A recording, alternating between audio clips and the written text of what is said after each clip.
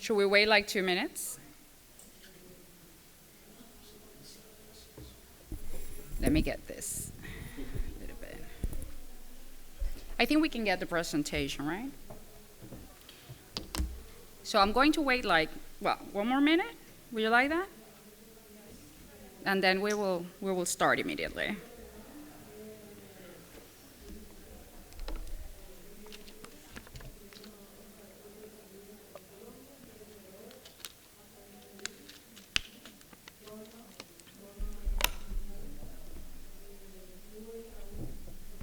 Are we ready back there? Yeah?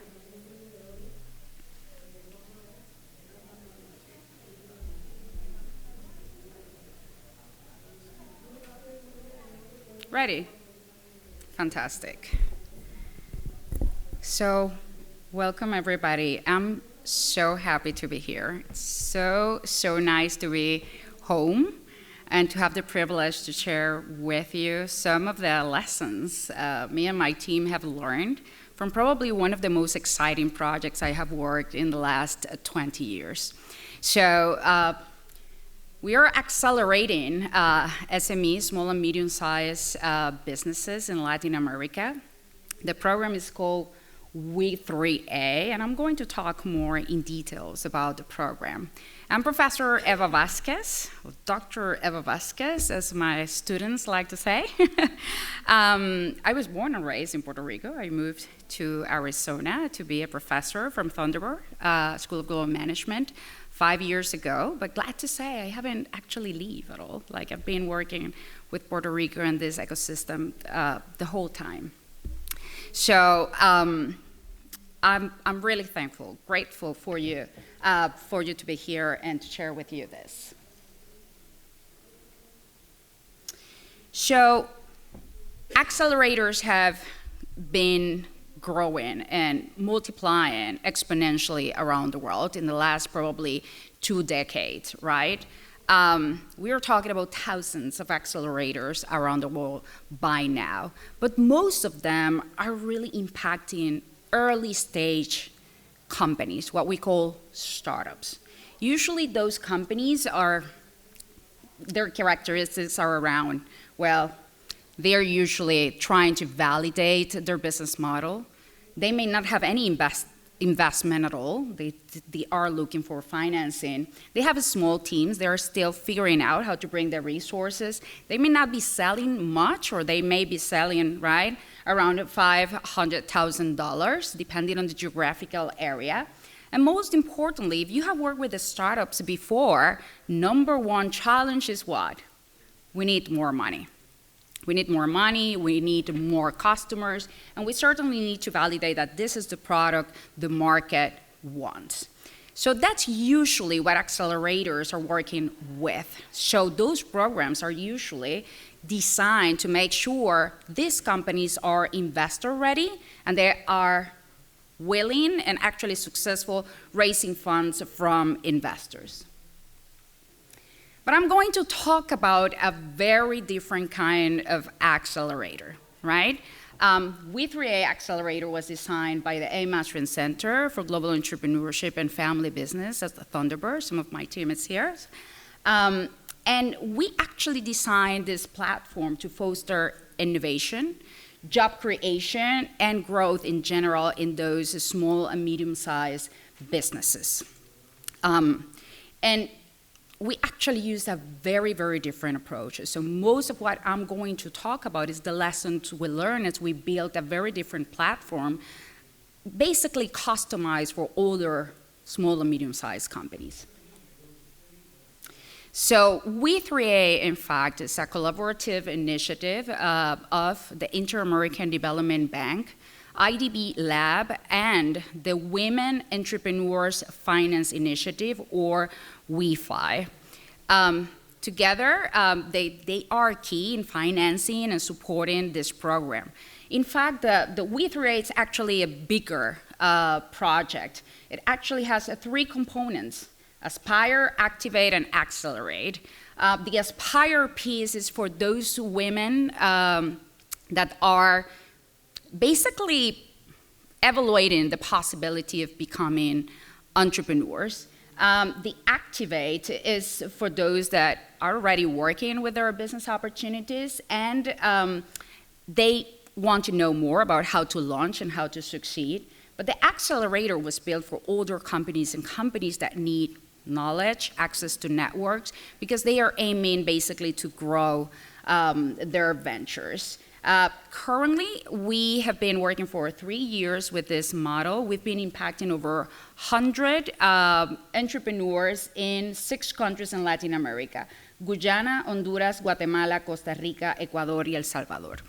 I think I forgot to mention, like, WE3A is focused on women-led SMEs. And the most important objective is to make sure they have access to value chains.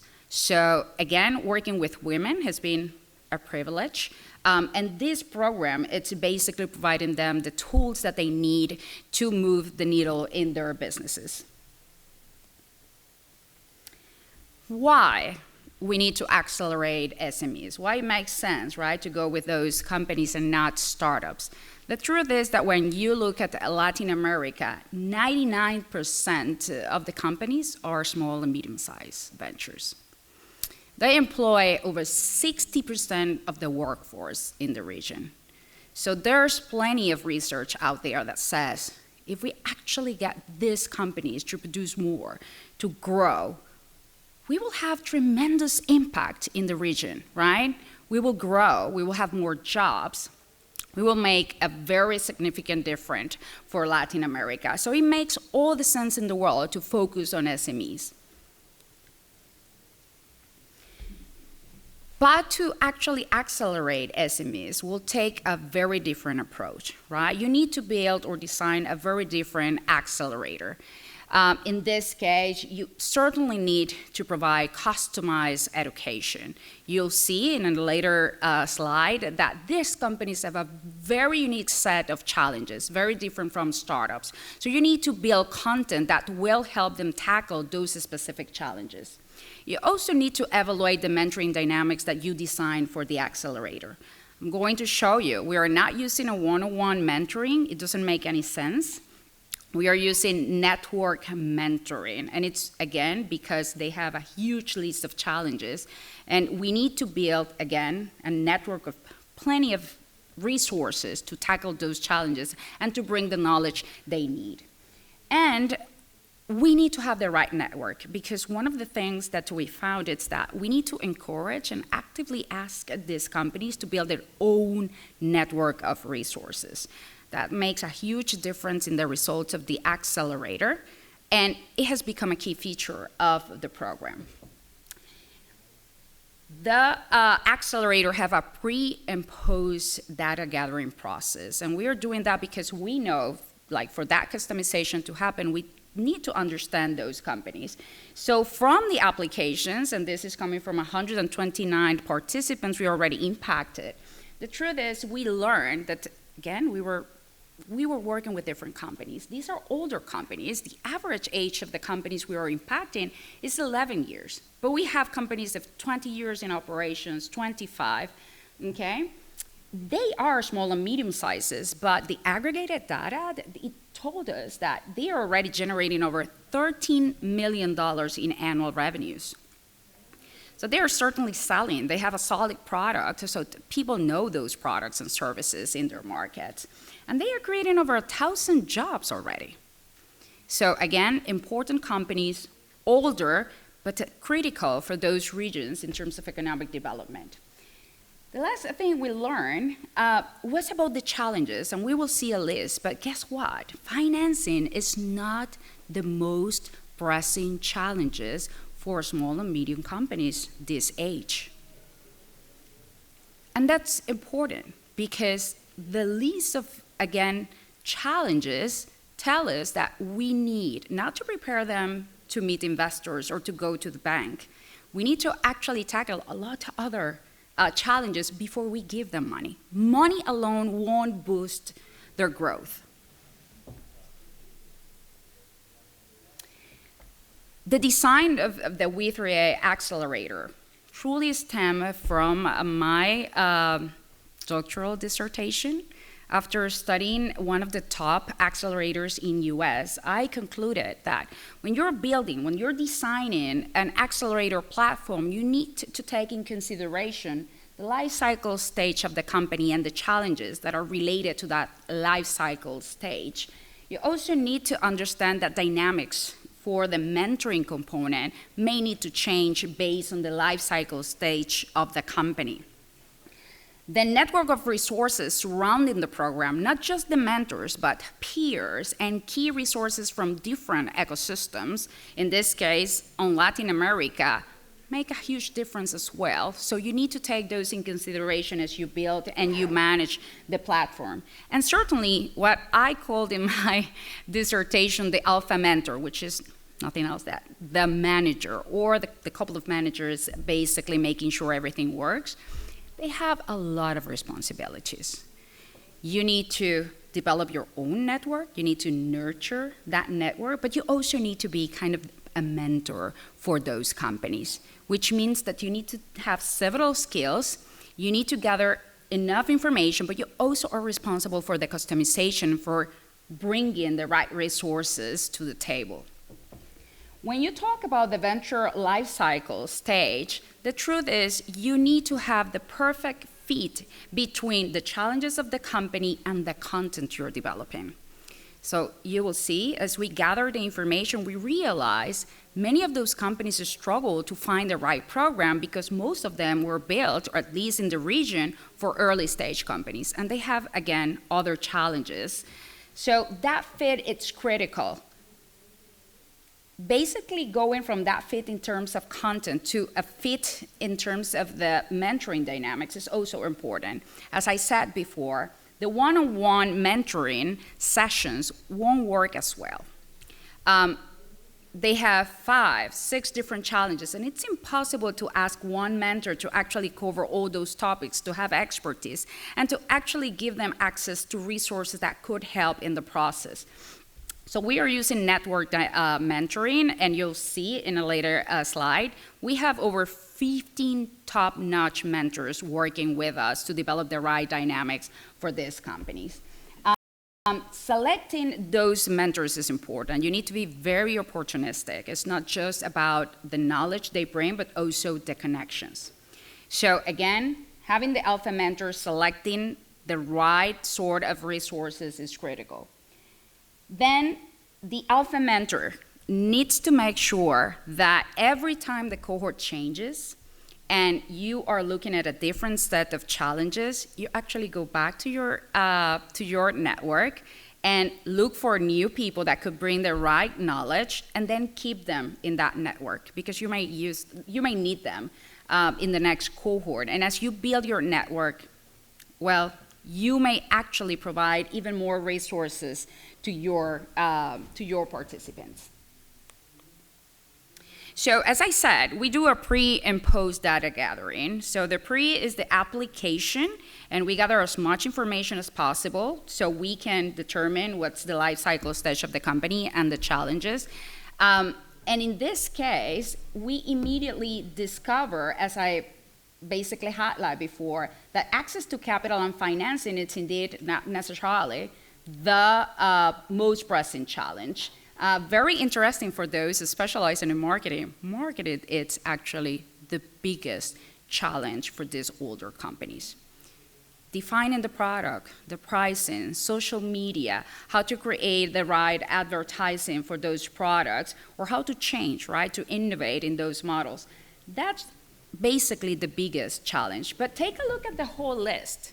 So these are managerial kind of challenges. They are struggling to keep the competitiveness of the company. They're struggling finding the right resources, the right human resources, physical structure, even the economic context of those countries.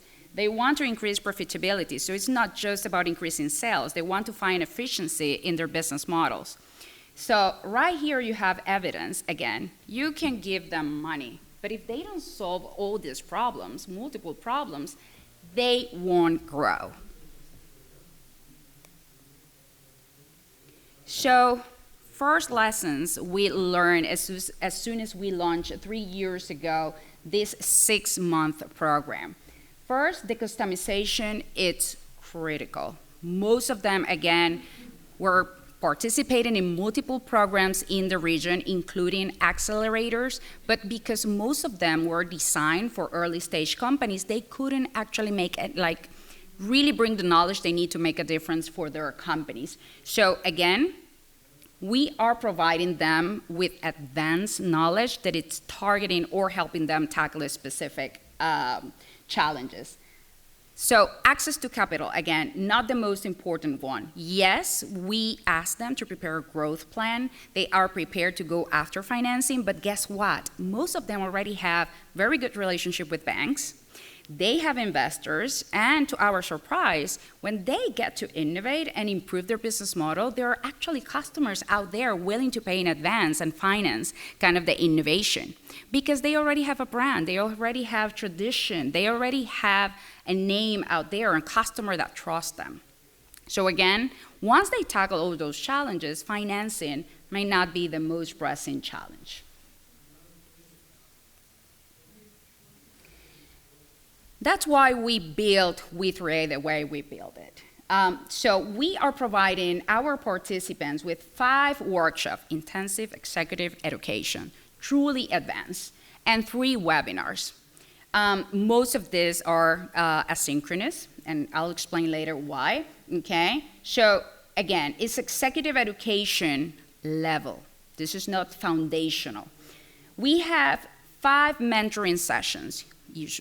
How it works, they take 1 workshop, they analyze all the content, and later, like a week later, we have a synchronous mentoring session with at least 3 mentors in each session. Those sessions will last like 90 minutes, okay?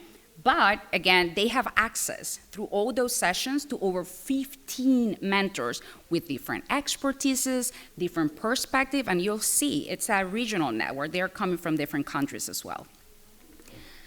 The program also gives them 3 opportunities to expand and grow their own network. We provide an onboarding event in which they meet their peers, because peers immediately, very quickly, they become source of new connections, they become partners, some of them become suppliers. So again, really important to give them that space so they can meet and actually add those peers to their own network. We also have a networking event in which we bring other entrepreneurs from the region. They can interact and keep adding resources. And then we have a demo day, and that demo day is with key resources from each of the ecosystem in the countries that we are impacting. So those 3 events were designed to make sure they keep nurturing, evolving their own network. And then the Alpha Mentor. In this case, again, we are doing the assessment, making sure we have the right resources. In some cases, we actually change some of the content if we believe the new cohort needs a specific knowledge that we haven't provided before. So just to give you a quick example, for our next cohort, we are building a workshop just on family business, because we learned that for some cohorts, 30% of the companies are family businesses. So we believe that by providing that specific knowledge, we will help further those companies to thrive. So it's important for the Alpha Mentor to understand, again, the profile of the companies, what's the content they need, and sometimes we actually add or we change the content so we can meet their needs. We have very specific objectives with the program, and all of them are at the company level. So this is not just for the founders or the businesswomen to learn. The truth is we want them to transfer that knowledge to the company, and we want to make sure that knowledge is incorporated in new routines and new strategies, new planning. So what we want to see and what we are measuring right now is the innovation component, how they adopt a B2B as a potential model for growth, and then how they innovate in terms of products, services, processes. We want to see that they learn how to overcome those challenges, that they truly incorporate knowledge immediately. So the way we built the whole dynamics is that they have like a 1-week period to watch analyze the content, and they have to immediately incorporate that knowledge in their practices. We ask them to create some strategic planning. Believe it or not, most of those companies, even those that are 20 years old, have never sat down and have a strategic plan for their companies. So we actually push them to go and do their strategic planning, and then they need to complete a growth plan. That growth plan is what they got, the tangible results. But the way we have built the template for the growth plan basically incorporates every single lesson from the workshops in that document in a way of, well, if you saw all the videos, if you saw all the webinars, you'll be able to complete the template. And then we really want to see that they build their own network from the resources we are giving them. That's the only way these companies are going to keep learning, even after the 6-month program. If they got the right network, they don't need us. They can go back to those mentors, to those peers, to those key players of the ecosystem and ask the questions, get the knowledge, or get connected to other resources, which is happening. You'll see in the statistics. It's happening. Their network is evolving, and they are learning to nurture that network and to bring the resources they need. So this graph basically summarizes the most remarkable results from WE3A. As I said, for us, the most important piece is that these companies, way before they can get any money, they tackle the challenges they are facing. From a sample of 89 companies from the 129 that we have already impacted in the last 3 years, we basically learned that 91% of them overcame some or all the challenges they were facing 6 months before the start of the program. That's remarkable. That's where we learn, okay, we are having a true impact. Not just that, we are also measuring how many jobs they are creating in those 6 months of the program. We are measuring just 6 months, right? We measure this after the program ends. And so far, this sample of 89 participants are already created 228 jobs. We're planning to measure this in the next 6 months, and we're expecting this number to go up. But this alone proves, again, that they learned, that they incorporated those lessons, and they tackled some of those challenges, and certainly it was very productive for them. In terms of self-growth, important as well, and this number is as well remarkable. So 60% of them claim, again, that their sales went up in those 6 months. Most importantly, 57% of them said our profits actually went up. 31% secure financing in those 6 months. Considering how difficult it is for women-led businesses in Latin America to raise funds, this number is amazing. This number is truly amazing. Latest research I got, men raise like 300 times more money than women in Latin America when they actually try to go after investors. So this number for us was important, and it tells the whole story. Again, they tackled their challenges, they went for the money, and they got it. We asked them how much money they raised, and 64% of those that secure financing had $25,000 or less, but some of them actually raised considerable amount of money, 4% over $75,000. And again, this is just in the 6-month period of the program.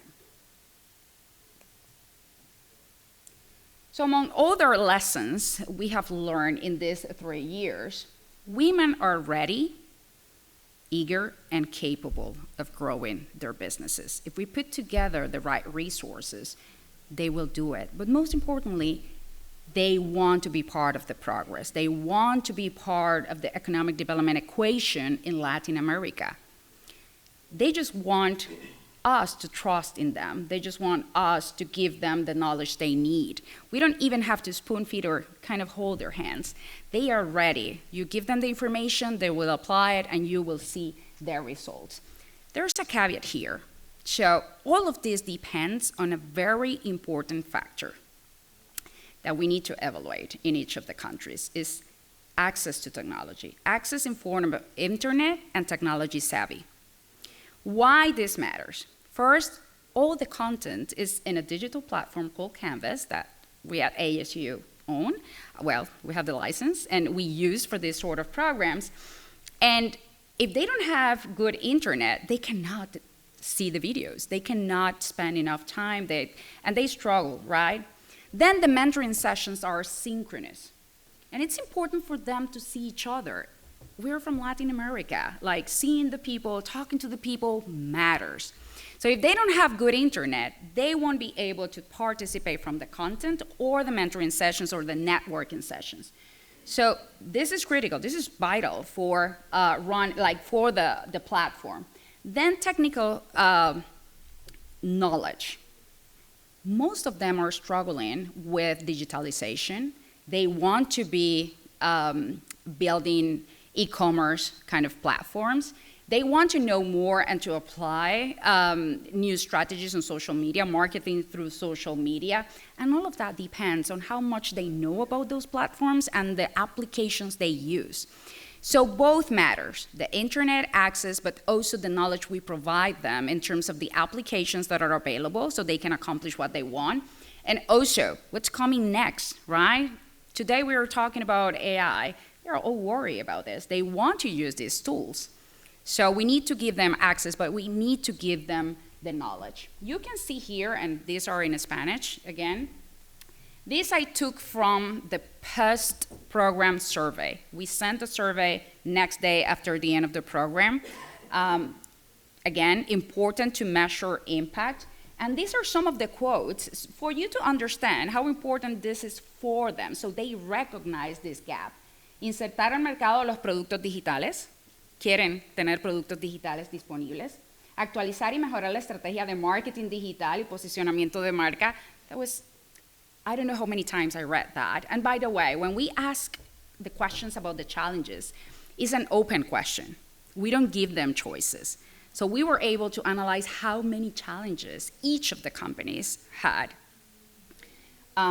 So this came from those open questions. So we have very specific details about those challenges. And then the last one, el reto más importante que la empresa X tiene es enfrentarse a un mercado constantemente cambiante que exige la incorporación de nuevas tecnologías, las cuales influyen en el funcionamiento proceso operacional de las empresas. They know they need technology to create efficiency in their operations. They know they need technology for social media and marketing, and they need to know, and they know they need digital products. So again, we just need to give them the resources. Other important lesson is about the network. As you can see, we were able, and this is huge component, and this component is responsible for so much of our success. We built a network of mentors, top-notch mentors, and I said I was going to say it here. Some of them are here in the room, okay? So we got mentors from Puerto Rico, Belize, Mexico, Argentina, United States, Guatemala, and Colombia. So we are building a regional network. Why this matters? Because they have access to opportunities all over the region. If they want actually to move and to go international, they already have contacts. They have knowledge that is contextualized. So they are not talking to people that have zero idea what's going on in Latin America. They are having contextualized knowledge and resources. So for them, that space to basically meet and interact with other entrepreneurs, with their peers, they value that a lot. We need to build those components in the accelerator. And again, that tells us how important the ecosystem is. So it's not just about the ecosystem here, the ecosystem in Ecuador, the ecosystem in Peru. It's about how we use the whole ecosystem in Latin America, so these companies have access to their resources and the opportunities that, again, they're missing right now. Because building a network was so important and we knew it, we also measure what was the impact of WE3A Accelerator in this network evolution. And glad to say that 56% of our samples said that they gained from 1 to 3 new connections from the program. Some of them actually built a larger, right, network. But the most important piece of information we got at next. Take a look at what kind of connections they got from that network. So 56% of those that expand their own network said that, again, most of those new connections were new customers or new potential customers. But they also had access to other mentors, experts, and potential employees. That's the importance of building the right network for them. That's the importance of teaching them how to build a network and how to capitalize on those resources. So we don't have to be there the whole time. As soon as they finish, they have their own resources to keep growing. These are the last lessons I'm going to share with you, but these are as important. We need to be very, very flexible. If there's something we learned from our participants, it's that they still have like 100 hats on their heads. Mom, sister, daughter, wife, CEO, and again, within the company, there's another million hats they're trying to juggle with.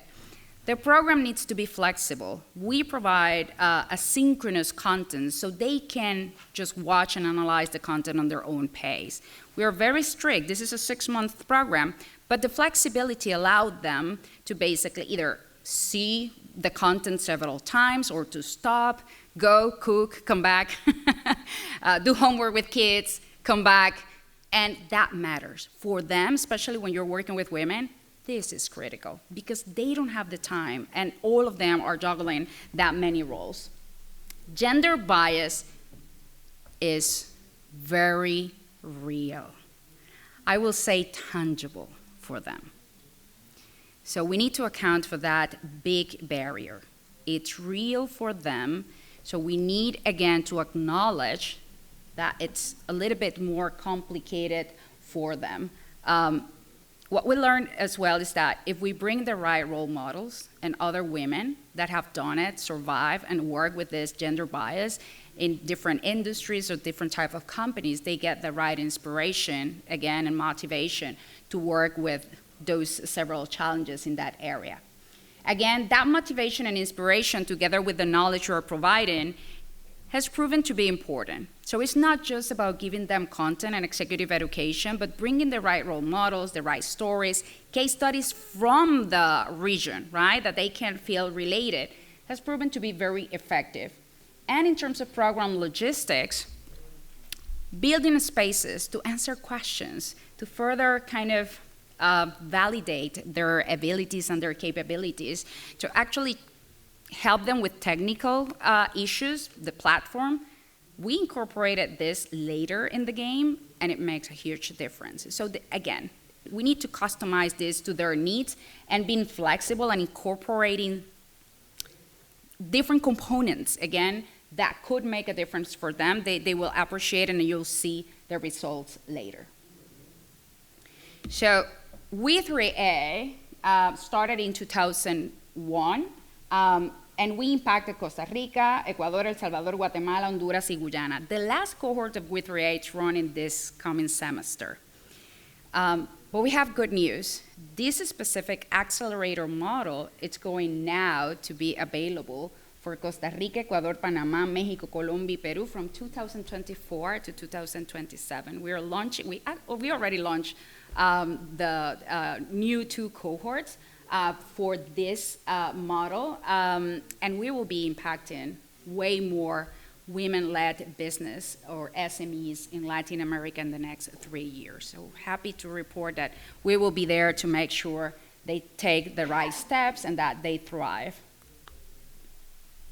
So I want to finish with two important messages. The first one is about accelerating small and medium-sized companies. I really want to propose, I really want you to consider this as an important initiative for the region, for each of your countries. Accelerating startup is important. It has proven to be key for economic development. But why not to accelerate SMEs? They are core. They want to grow, they want to be part of the equation, and they're ready.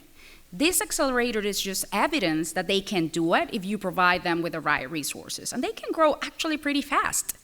They can add jobs, they can increase sales. So I think we should consider accelerating SMEs as an important activity for us. The second piece I want to highlight is the importance of the network. Since I got here a few days ago, everybody called me diaspora. Just because I changed my address to Arizona 5 years ago.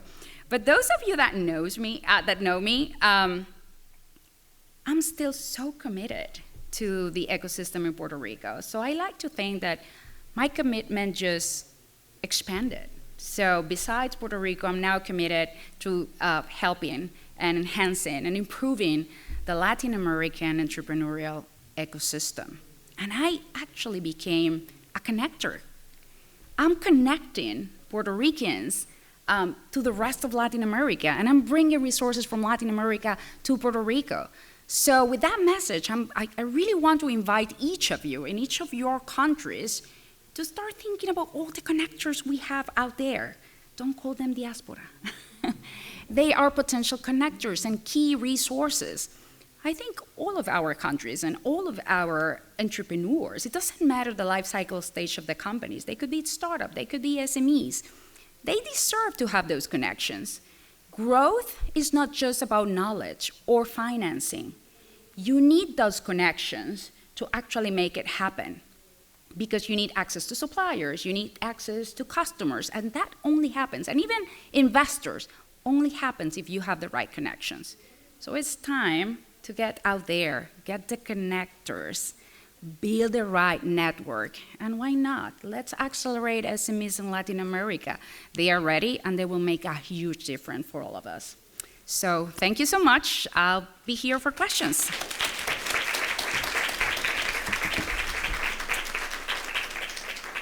They gave me this, and I don't know, I think I have enough time for questions. So, and it was on purpose. I really wanted to have the discussion. So I'm going to turn on this mic and I'm going to share it if you have questions. So any questions?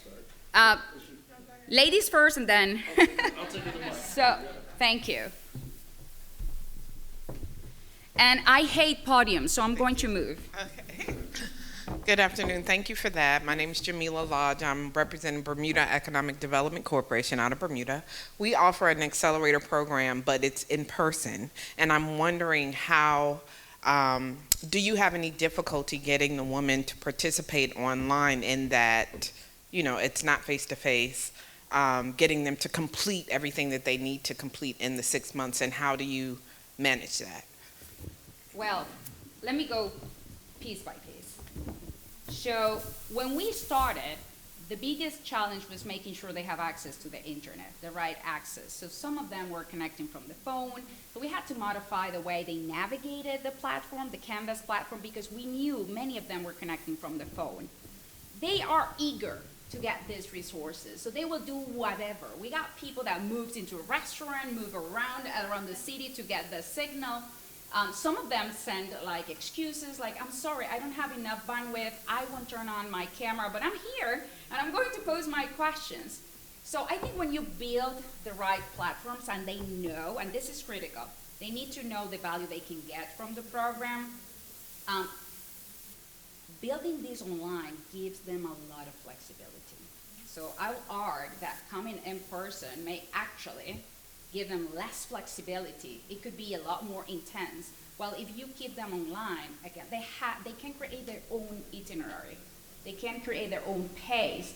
But again, you need to make sure they got the access and they know the platform. The other thing we incorporated to make sure they were participating is this one-on-one office hours, let's call it like that, in which if you don't know how to register, if you don't know how to manage Canvas, if you have any issues, you have this amount of sessions in which you come and we will answer questions and navigate with you the whole thing. We actually made them register in the platforms on the onboarding event. So we are there, we make sure everybody's connected. Canvas is very good gathering information. So we got a team of people just making sure everybody's connecting. And we send our partners back in those countries. So this is like a huge initiative. We have partners in those countries. And we send monthly reports that says, what's the average time your cohort is actually spending online? Have they seen the videos? So we are very careful on how we measure progress and how we communicate. They know we are looking at them, and that's important. Does that answer your question? Yes, it does. Thank you. Awesome. So obviously we'd have a whole conversation about platforms, but that's for another time. I love this work, and I love your thinking around how to have dedicated support for SMEs and not as an afterthought or we have an accelerator that we're going to fit them into, but really valuing them as a primary customer. My question is specifically about, we hear this term and we don't really think about like how we define it. So I want to ask about how you defined family business. And then when you came to add content for that, obviously you could have a whole course on family businesses and all the different challenges from succession planning to when to hire or fire your cousin or the dynamics of family. So like, how did you choose what to focus on? And then how did you define family business? So let me stay close to the microphone. So family business are defined by how big is the ownership or the involvement of family members in the company.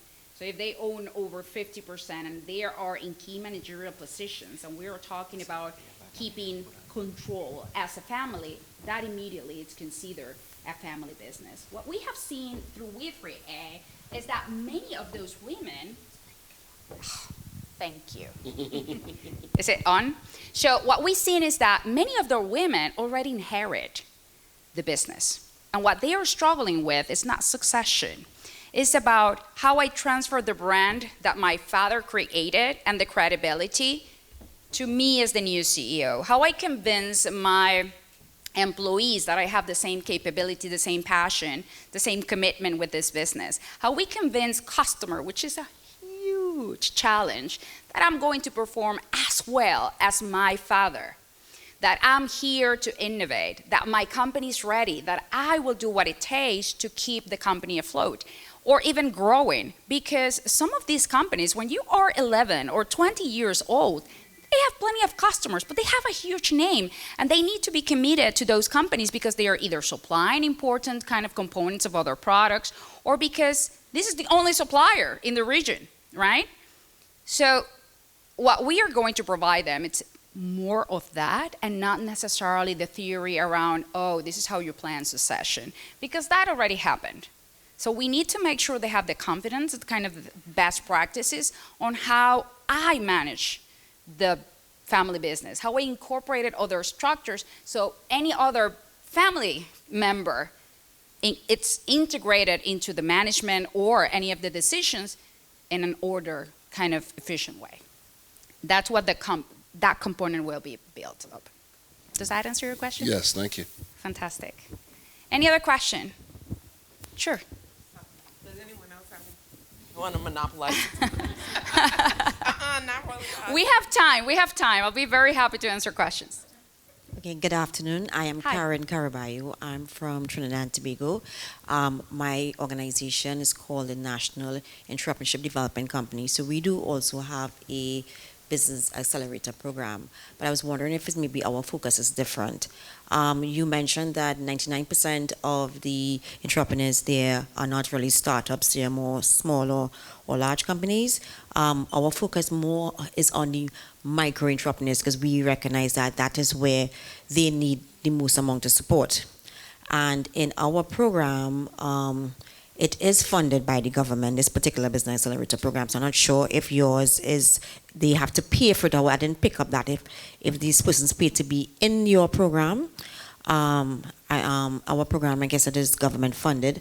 And what we have done is that we would have partnered with various organizations, depends on what cohort. So we are now on our third cohort of this particular business accelerator, and we're looking to go on cohort 4. So in our first cohort, we would have partnered with tertiary institutions where we recognize that the academic organizations in Trinidad were more not focused on entrepreneurship, practical. So where they had individuals who would have studied but now wanted that core area to become more business oriented, we provided that support services, right? And now we are looking to do with communities, marginal communities. So based on that, so every cohort we tend to change who are it, right?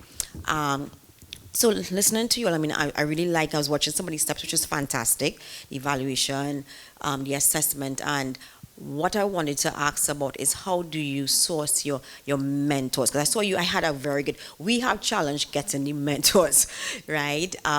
So I was wondering how, and then I want to put a plug in for Caribbean. You said came Latin America, you wasn't speaking Caribbean, so I want to plug a plug in for us. My Bermuda person just spoke. How do we fit into your program as well?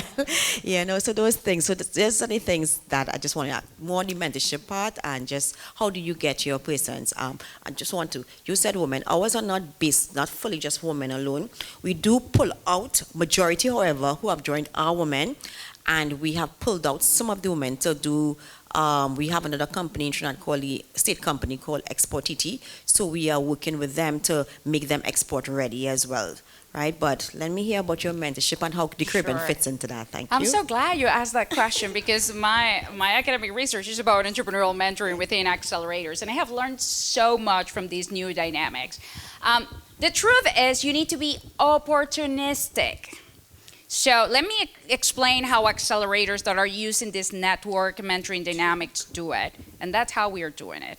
First, the Alpha Mentors' own network matters, right? So certainly those mentors that I got from Puerto Rico are coming from my personal network. I work in Puerto Rico for over 15 years with the ecosystem. I was so lucky to being able to pick up the phone and find the best of the best out there. By the way, all of our mentors have over 20 years of experience. They have been CEOs, CMOs, CFOs, like C-suite level, right? Presidents of banks and things like that. So then when I say opportunistically, you need to, because you're doing this on purpose, and you know exactly what's the knowledge you want and the kind of connections you want.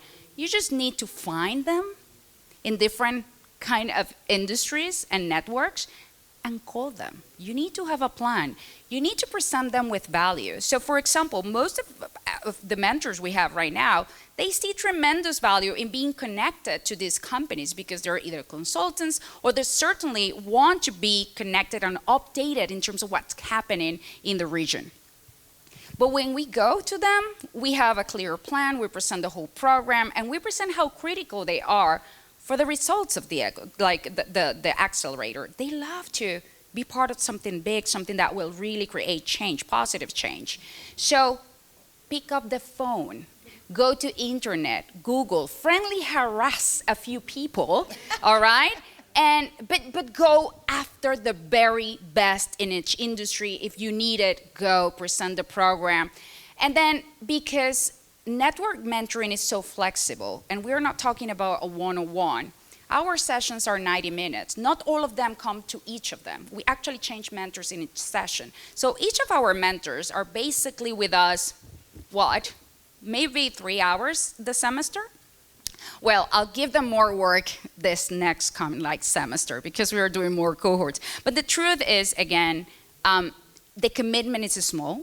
They don't need to create close tie relationships. These are loose tie.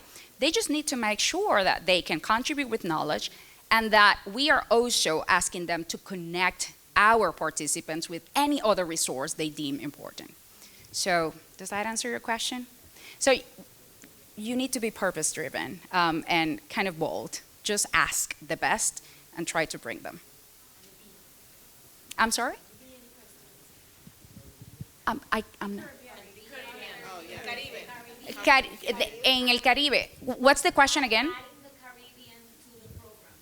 Okay, let me explain. This is an initiative from the Inter-American Development Bank. This is, again, kind of a grant.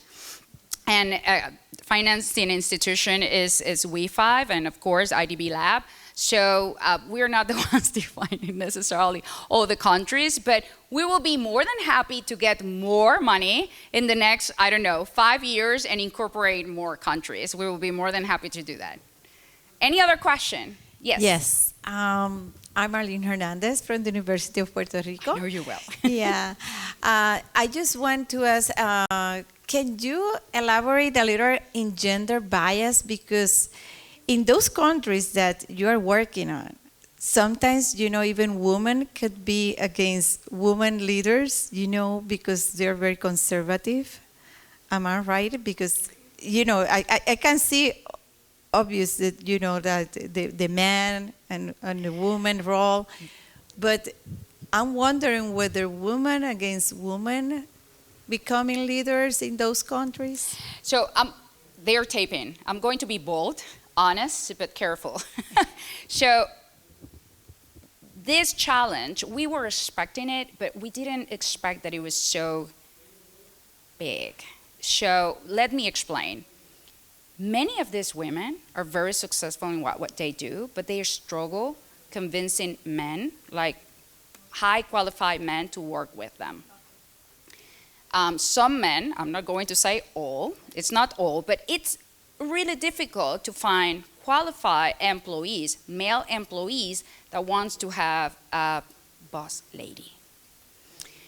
The other component here is that when they start as a micro business, this is like a side hustle, right? This is something you do while you take your kids to school, while you cook and clean. And that's fine with all the husbands until you have true success. And some of them come back to us like, how can I explain my husband that this is not a side hustle anymore, that I have true potential, that this will require a lot more time from me, and by the way, I'm going to earn a lot more money than you? Ooh. So we have seen how this play in different ways, but those are probably the most important. And then you have companies that are leading or trying to get into very male dominated industries. So constructions and like cars, like those women face some other kind of challenges because then it's convincing customers. It's convincing customers that they can do as well as male. I'm pretty sure they have other challenges, but that's kind of the three main things we have seen with gender bias. I haven't seen yet women versus women. They have been very supportive, and I have to say, peers in this program has become the most important and the first source of new business opportunities for them. They quickly learn who can be my supplier. They quickly learn who can take me to the next country, who can partner with me to actually create something bigger or something better. Some of them are putting together 2 products and distributing some other countries. So that tells you they're willing to collaborate. And they are willing to overcome gender bias. It's just that sometimes they are tired, they need the motivation, and they need the role models. Other women coming in and said, I have done it, this is how you do it, you are going to survive, just be perseverant. Any other question? That was actually in line with the question I was going to ask you about, it's in most of those countries, it's a very patriarchal society, and I wanted to know specifically how your program addresses that. Do you have any content in the program to assist those women about dealing with that? Like, what networks, what support do you offer them? Because it is a big deal, it's a big issue.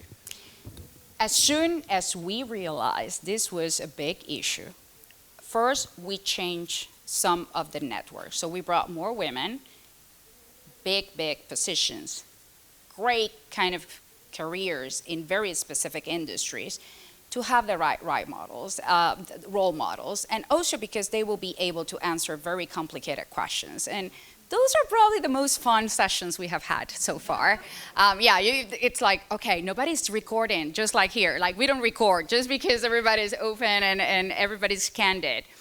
The other thing I have to say, we are spending a complete workshop on how to transition from founder to CEO, which actually tackles the biggest challenge, which is you cannot keep juggling 100 hats. You need to understand that now the power, kind of the value you bring to the company, it's about bringing the right people and bringing the money or taking very strategic decisions about the company. As soon as they understand that and they learn how to build the next kind of management kind of team, the ones that they feel confident they can delegate upon, they grow so fast. But they need to understand that. And let me tell you something. We also fix, as soon as we ask them to introduce themselves, they are so shy about saying they are the boss. Mm-hmm.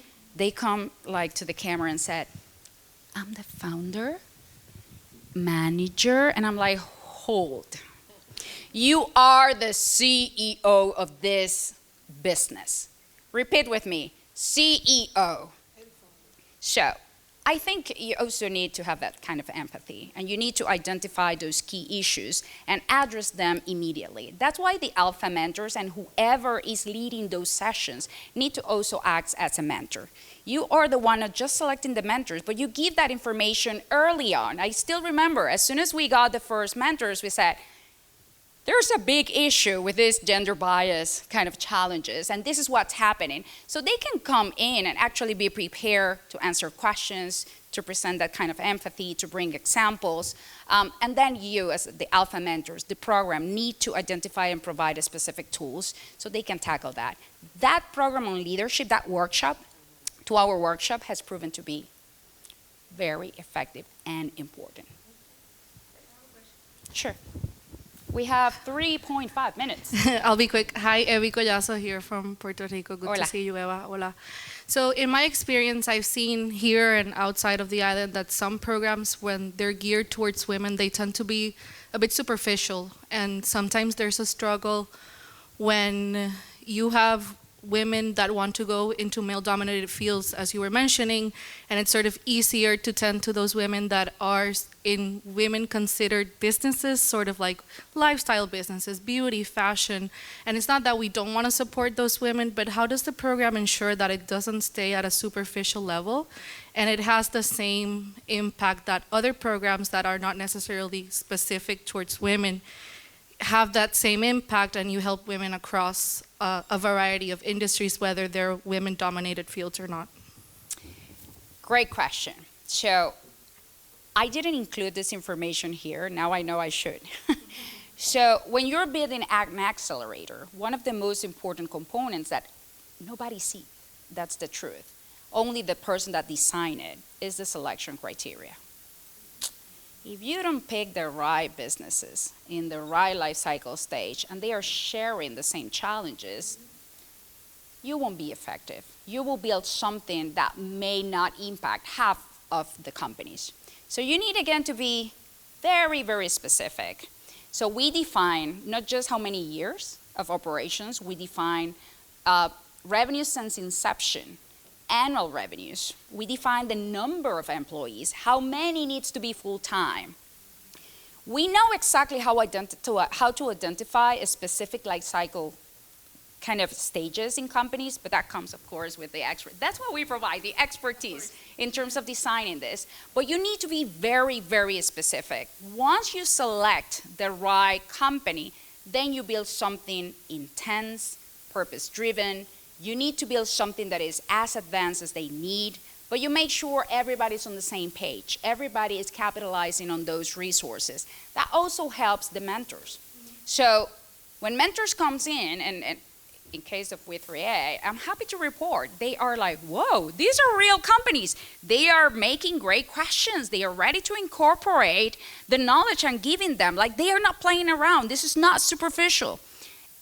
And if they come the next time, they see a difference already. Like, they can follow up. But I think for everybody involved in the accelerator platform,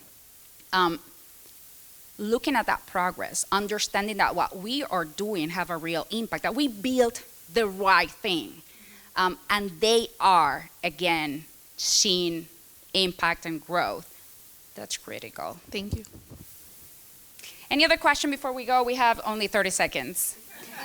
If not, again, it has been amazing to be home, to have this opportunity to present again one of the most amazing things that I've been working with, that I hope I could continue working, not just in Latin America, but in other parts of the world. And I appreciate also all the questions. So let us know if you need help. We are at the Masrin Center for Global Entrepreneurship and Family Business, Thunderbird, Arizona State University. That's what we do, and we do it with pleasure and a lot of commitment. Thank you.